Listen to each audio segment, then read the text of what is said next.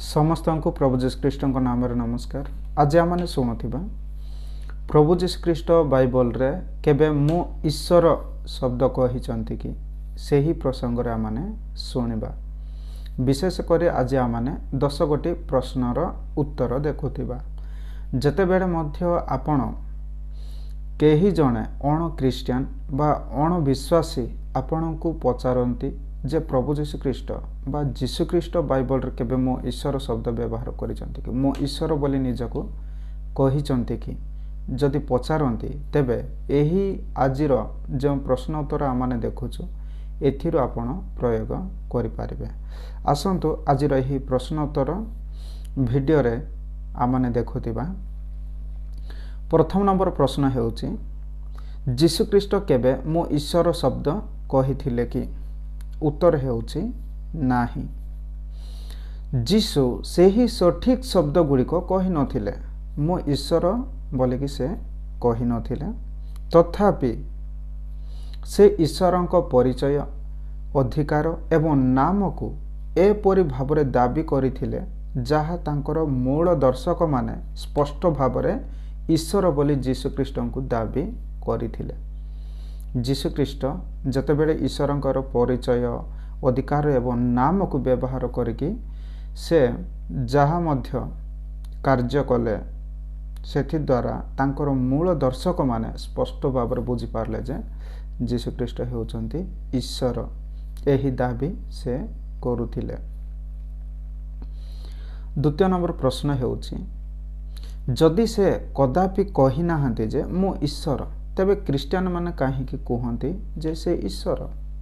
उत्तर हेउची कारण जीशुख्रीष्ट प्रथम नंबर विषय ईश्वरंक ऐश्वर्य नाम को व्यवहार करिथिले जहा मु शब्द मोर अर्थ पुरातन नियम रे परमेश्वर मु शब्द करिथिले जहार अर्थ हेउची आम्भे जे अछु से अछु से ही शब्द को प्रभु जीशुख्रीष्ट प्रयोग बा व्यवहार करिथिले। द्वितीय रे केवल ईश्वर जहा करि पारिबे से ही आश्चर्य क्रिया कले।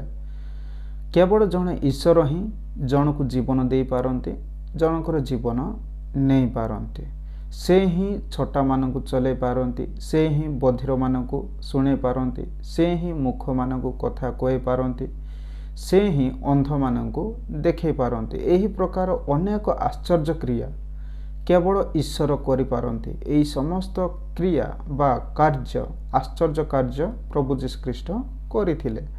सेति द्वारा से ईश्वर बोलिकी क्रिस्टियन लोक माने बा विश्वासी लोक माने कहंती। तृतीय रे उपासना ग्रहण कले। उपासना बा आराधना पाइबा पई किए योग्य? केवल जणे ईश्वर ताहा पाइबा पई योग्य। से जेतेबेले उपासना ग्रहण कले सेति द्वारा स्वीकृत हेउची जे से ईश्वर अटंती। सेति पई क्रिस्टियन माने बा विश्वासी माने तांको ईश्वर बोलिकी विश्वास करती। चतुर्थ रे तांको ईश्वर कहा जाउथिला एवं एहाको से अस्वीकार करि नथिले। जेतेबेले तांको ईश्वर कहा जाउथिला से ताहाको ग्रहण करुथिले से अस्वीकार करू नथिले किंतु स्वीकार करुथिले। प्राचीन जिहुदी संस्कृति रे आधुनिक वाक्यांश अपेक्षा कार्य एवं आख्या अधिक गुरुत्वपूर्ण थिला। प्राचीन जिहुदी संस्कृति रे आजिर वाक्यांश अपेक्षा से केमती कार्य की कार्य करुछंती एवं तांकर टाइटल कोन ताहा गुरुत्वपूर्ण थिला।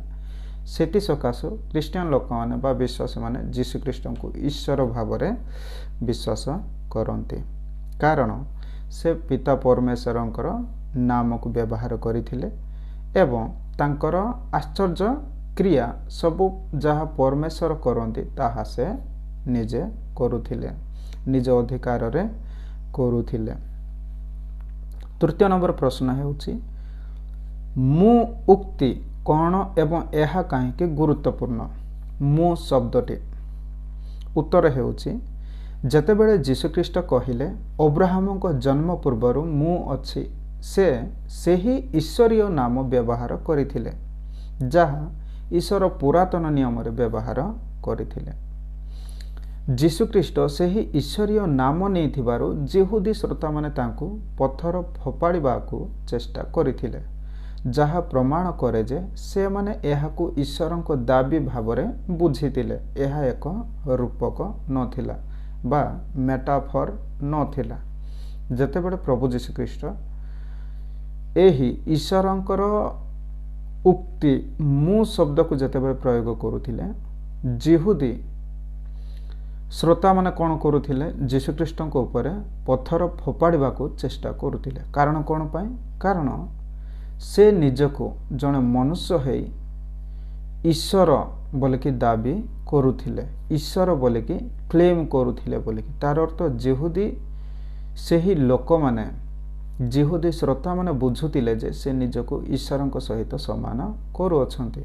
ଚତୁର୍ଥ ନମ୍ବର ପ୍ରଶ୍ନ ହେଉଛି, ଯୀଶୁଖ୍ରୀଷ୍ଟ କେବଳ ଜଣେ ଭବିଷ୍ୟତ ବକ୍ତା କିମ୍ବା ଦୂତ ବୋଲି କୁହାଯାଇପାରିବେ କି?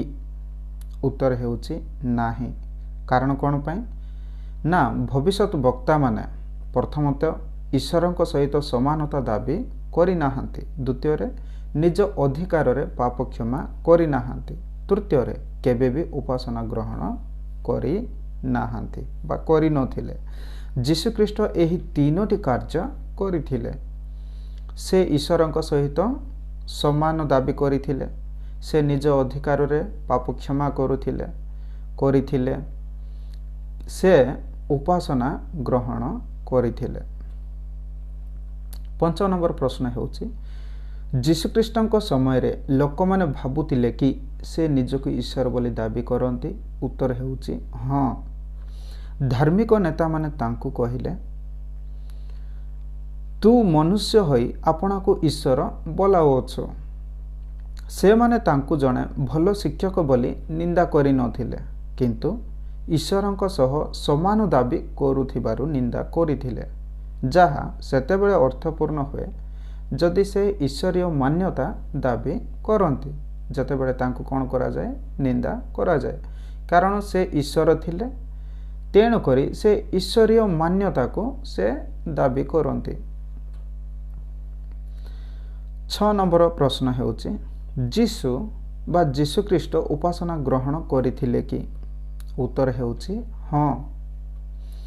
ଯିହୁଦୀ ବିଶ୍ୱାସରେ କେବଳ ଈଶ୍ୱରଙ୍କୁ ଉପାସନା କରାଯାଇପାରେ। କେବଳ ଜଣେ ଈଶ୍ୱରଙ୍କୁ ବିଶ୍ୱାସ କରାଯାଏ ଏବଂ ତାଙ୍କୁ ଉପାସନା କରାଯାଏ। ଦୂତ ଏବଂ ଭବିଷ୍ୟତ ବକ୍ତାମାନେ କେବେ ବି ଉପାସନା କରାଯିବାକୁ ମନା କରିଥିଲେ ବା ସେମାନେ ଉପାସନା ପାଇବାକୁ ମନା କରିଥିଲେ, କିନ୍ତୁ ଯୀଶୁ ଏହାକୁ ସଂଶୋଧନ ନ କରି ଗ୍ରହଣ କରିଥିଲେ। ଯଦି ସେ ଈଶ୍ୱର ହୋଇନଥାନ୍ତେ ତେବେ ଏହା ପାପ ହୋଇଥାନ୍ତା। କ'ଣ ନା, ଉପାସନାକୁ ଗ୍ରହଣ କରିବା ପାପ ହୋଇଥାନ୍ତା। ସେ ଈଶ୍ୱର ହୋଇଥିବାରୁ ତାହା ପାପ ବୋଲିକି କୁହାଯାଇପାରେ ନାହିଁ। 7 ନମ୍ବର ପ୍ରଶ୍ନ, ଯୀଶୁ କେବେ କାହାକୁ ତାଙ୍କୁ ଈଶ୍ୱର ବୋଲି ଡାକିବାକୁ ଅନୁମତି ଦେଇଛନ୍ତି କି? ଉତ୍ତର ହେଉଛି ହଁ। ପୁନରୁତ୍ଥାନ ପରେ ତାଙ୍କର ଜଣେ ନିକଟତମ ବା ଘନିଷ୍ଠ ଅନୁଗାମୀ ତାଙ୍କୁ କହିଥିଲେ, କ'ଣ ବୋଲିକି? ମହର ପ୍ରଭୁ, ମହର ଈଶ୍ୱର। ଯୀଶୁ ଏହି ସ୍ୱୀକାରୋକ୍ତିକୁ ସଂଶୋଧନ କରିବା ପରିବର୍ତ୍ତେ ଗ୍ରହଣ କରିଥିଲେ। ଯେତେବେଳେ ଯୀଶୁଖ୍ରୀଷ୍ଟଙ୍କୁ ମହର ପ୍ରଭୁ, ମହର ଈଶ୍ୱର କୁହାଯାଉଛି, ତାଙ୍କୁ ସଂଶୋଧନ କରାଯାଉ ନାହିଁ। କାହିଁକି? ମୋତେ ତୁମେ ଈଶ୍ୱର କହୁଛ, ପ୍ରଭୁ କହୁଛ ବୋଲିକି। କିନ୍ତୁ ଯୀଶୁଖ୍ରୀଷ୍ଟ ତାଙ୍କୁ ଯେତେବେଳେ ପ୍ରଭୁ ଏବଂ ଈଶ୍ୱର କୁହାଯାଉଛି, ସେହି ଉକ୍ତିକୁ ସେ ଗ୍ରହଣ କରୁଛନ୍ତି, ସେହି ସ୍ୱୀକାରୋକ୍ତିକୁ ସେ କ'ଣ କରୁଛନ୍ତି? ଗ୍ରହଣ କରୁଛନ୍ତି। ସେଥିଦ୍ୱାରା ପ୍ରମାଣିତ ହେଉଛି ଯେ ଯୀଶୁଖ୍ରୀଷ୍ଟ ଈଶ୍ୱର ଅଟନ୍ତି। 8 ନମ୍ବର ପ୍ରଶ୍ନ ହେଉଛି, ପରବର୍ତ୍ତୀ ଖ୍ରୀଷ୍ଟିଆନମାନେ କାହାଣୀ ବଦଳାଇ ପାରିଥାନ୍ତେ କି? ଉତ୍ତର ହେଉଛି ଅତ୍ୟଧିକ ଅସମ୍ଭବ। କାରଣ କ'ଣ ପାଇଁ? ପ୍ରଥମ ନମ୍ବର ବିଷୟ ହେଉଛି, ନୂତନ ନିୟମର ଦସ୍ତାବିଜ ଗୁଡ଼ିକ, ଡକୁମେଣ୍ଟ ଗୁଡ଼ିକ ପ୍ରତ୍ୟକ୍ଷଦର୍ଶୀଙ୍କ ଜୀବନ କାଳ ମଧ୍ୟରେ ଲେଖାଯାଇଥିଲା। ନୂତନ ନିୟମର ଦସ୍ତାବିଜ ଗୁଡ଼ିକ ଯେଉଁମାନେ ପ୍ରଭୁ ଯୀଶୁଖ୍ରୀଷ୍ଟଙ୍କ ସହିତ ରହିଛନ୍ତି, ଯୀଶୁଖ୍ରୀଷ୍ଟଙ୍କର ଶିକ୍ଷାକୁ ଶୁଣିଛନ୍ତି, ଯୀଶୁଖ୍ରୀଷ୍ଟଙ୍କୁ ସ୍ୱଚକ୍ଷୁରେ ଦେଖିଛନ୍ତି, ସେମାନେ ଲେଖିଛନ୍ତି। ସେଥିସକାଶୁ ସେମାନେ ଯୀଶୁଖ୍ରୀଷ୍ଟ କରିଥିବା କାର୍ଯ୍ୟ, ଯୀଶୁଖ୍ରୀଷ୍ଟ କହିଥିବା ଶିକ୍ଷା, ଏହି ସମସ୍ତ ବିଷୟକୁ ବଦଳାଇ ପାରନ୍ତି ନାହିଁ। ଉଦାହରଣ ସ୍ୱରୂପ କେଉଁମାନେ? ମାଥ୍ୟୁ ଯୀଶୁଖ୍ରୀଷ୍ଟଙ୍କର ଜଣେ ଶିଷ୍ୟ ଥିଲେ, ଜହନ ପ୍ରଭୁ ଯୀଶୁଖ୍ରୀଷ୍ଟଙ୍କର ଜଣେ ଶିଷ୍ୟ ଥିଲେ, ଯେଉଁମାନେ କି ଚକ୍ଷୁଷ ସାକ୍ଷୀ, ଯେଉଁମାନେ ସ୍ୱଚକ୍ଷୁରେ ଯୀଶୁଖ୍ରୀଷ୍ଟଙ୍କୁ ଦେଖିଛନ୍ତି, ଯୀଶୁଖ୍ରୀଷ୍ଟଙ୍କର ସେବା କାର୍ଯ୍ୟକୁ ଦେଖିଛନ୍ତି, ଯୀଶୁଖ୍ରୀଷ୍ଟଙ୍କର ମରଣକୁ ପୁନରୁତ୍ଥାନକୁ ସେମାନେ ଦେଖିଛନ୍ତି। ସେମାନଙ୍କର ଚାକ୍ଷୁଷ ସାକ୍ଷୀରେ ସେମାନେ କ'ଣ କରିଛନ୍ତି? ନୂତନ ନିୟମର ଦସ୍ତାବିଜ ବା ନୂତନ ନିୟମର ଡକୁମେଣ୍ଟ ସେମାନେ ଲେଖିଛନ୍ତି। ସେ ପ୍ରକାରେ ପିତର ମଧ୍ୟ ପ୍ରଭୁ ଯୀଶୁଖ୍ରୀଷ୍ଟଙ୍କର ଜଣେ ଶିଷ୍ୟ ଥିଲେ, ଯାହାଙ୍କ ଦ୍ୱାରା ମାର୍କ ପୁସ୍ତକ, ମାର୍କ ଲିଖିତ ସୁସମାଚାର ଲେଖିଅଛନ୍ତି। ଦ୍ୱିତୀୟ ନମ୍ବର ବିଷୟ ହେଉଛି ଯୀଶୁଖ୍ରୀଷ୍ଟଙ୍କ ଈଶ୍ୱରତ୍ୱ ପ୍ରାରମ୍ଭିକ ଖ୍ରୀଷ୍ଟିଆନ ଲେଖାରେ ଦେଖାଯାଏ। ପ୍ରାରମ୍ଭିକ ସମୟରେ ଯେତେବେଳେ ଲେଖାଯାଇଛି, ସେହି ସମୟରେ ହିଁ ଯୀଶୁଖ୍ରୀଷ୍ଟଙ୍କର ଈଶ୍ୱରତ୍ୱ କ'ଣ କରାଯାଇଛି? ଲେଖାଯାଇଛି। ତୃତୀୟ ନମ୍ବର ବିଷୟ, ତାଙ୍କର ମୃତ୍ୟୁଦଣ୍ଡ ନିଜେ ପ୍ରମାଣ କରେ ଯେ ସେ ମୌଳିକ ଦାବି କରିଥିଲେ, ସେ ଈଶ୍ୱର ବୋଲିକି ଦାବି କରିଥିଲେ। ତାହା ତାଙ୍କର ମୃତ୍ୟୁଦଣ୍ଡ ନିଜେ କ'ଣ କରେ? ପ୍ରମାଣ କରେ। କାରଣ ମୁଁ କେବଳ ଜଣେ ଶିକ୍ଷକ କହିବା ପାଇଁ ଲୋକଙ୍କୁ ମୃତ୍ୟୁଦଣ୍ଡ ଦିଆଯାଏ ନାହିଁ। 9 ନମ୍ବର ପ୍ରଶ୍ନ ହେଉଛି, ଯଦି ଖ୍ରୀଷ୍ଟ ବା ଯୀଶୁଖ୍ରୀଷ୍ଟ ଈଶ୍ୱର, ତେବେ ସେ କାହିଁକି ଈଶ୍ୱରଙ୍କୁ ପ୍ରାର୍ଥନା କଲେ ବା ଈଶ୍ୱରଙ୍କ ନିକଟରେ ପ୍ରାର୍ଥନା କଲେ? ଉତ୍ତର ହେଉଛି, ଖ୍ରୀଷ୍ଟିଆନ ବିଶ୍ୱାସ ହେଉଛି ଯେ ଯୀଶୁଖ୍ରୀଷ୍ଟ ହେଉଛନ୍ତି ଈଶ୍ୱର, ଯିଏକି ମନୁଷ୍ୟ ରୂପ ଧାରଣ କରି ଏହି ଜଗତ ମଧ୍ୟକୁ ଆସିଥିଲେ। ଜଣେ ପ୍ରକୃତ ମନୁଷ୍ୟ ଭାବରେ ସେ ପ୍ରଥମେ ପ୍ରାର୍ଥନା କଲେ, ଦ୍ୱିତୀୟରେ ଭୋକ ଏବଂ ଯନ୍ତ୍ରଣା ଅନୁଭବ କଲେ, ତୃତୀୟରେ ଆଜ୍ଞା ପାଳନ କରି ଜୀବନଯାପନ କଲେ।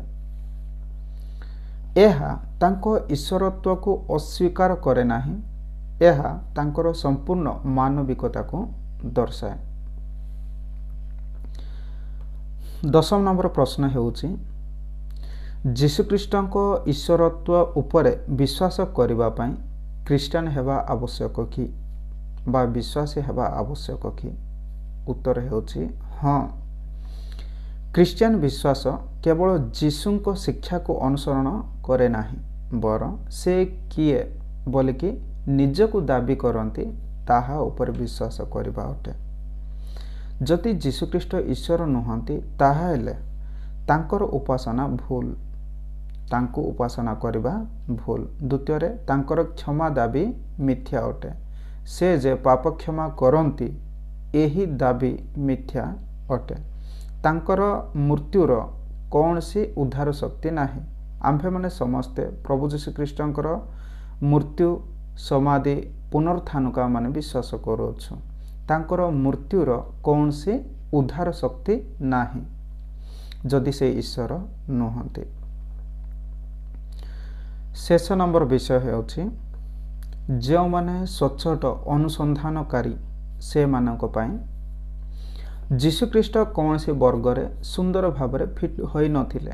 ଯେମିତି କେବଳ ଜଣେ ଶିକ୍ଷକ ନଥିଲେ, ସେ କେବଳ ଜଣେ ଭବିଷ୍ୟତ ବକ୍ତା ନଥିଲେ, କେବଳ ଜଣେ ନୈତିକ ସଂସ୍କାରକ ନଥିଲେ। ସେ ସେତେବେଳେ ଏବଂ ବର୍ତ୍ତମାନ ଲୋକଙ୍କୁ ଗୋଟିଏ ପ୍ରଶ୍ନର ଉତ୍ତର ଦେବାକୁ ବାଧ୍ୟ କଲେ, ମୁଁ କିଏ ବୋଲି ତୁମ୍ଭେମାନେ କ'ଣ କହୁଅଛ? ଏହା ସେହି ସମୟରେ ମଧ୍ୟ ପଚାରିଥିଲେ, ଆଜି ମଧ୍ୟ ଲୋକମାନଙ୍କୁ ଏହି ପ୍ରଶ୍ନର ଉତ୍ତର ଦେବା ପାଇଁ ସେ ବାଧ୍ୟ କରନ୍ତି। କ'ଣ ବୋଲିକି ନା, ମୁଁ କିଏ ବୋଲି ତୁମ୍ଭେମାନେ କ'ଣ କହୁଅଛ? ଏହା ପ୍ରଭୁ ଯୀଶୁଖ୍ରୀଷ୍ଟଙ୍କର ପ୍ରଶ୍ନ ସମସ୍ତ ମାନବ ଜାତିଙ୍କ ନିମନ୍ତେ। ଆଜିର ଏହି ପ୍ରଶ୍ନ ଉତ୍ତରର ଭିଡ଼ିଓରେ ପରମେଶ୍ୱର ଆମ ସମସ୍ତଙ୍କୁ ଆଶୀର୍ବାଦ କରନ୍ତୁ। ଆମେନ୍।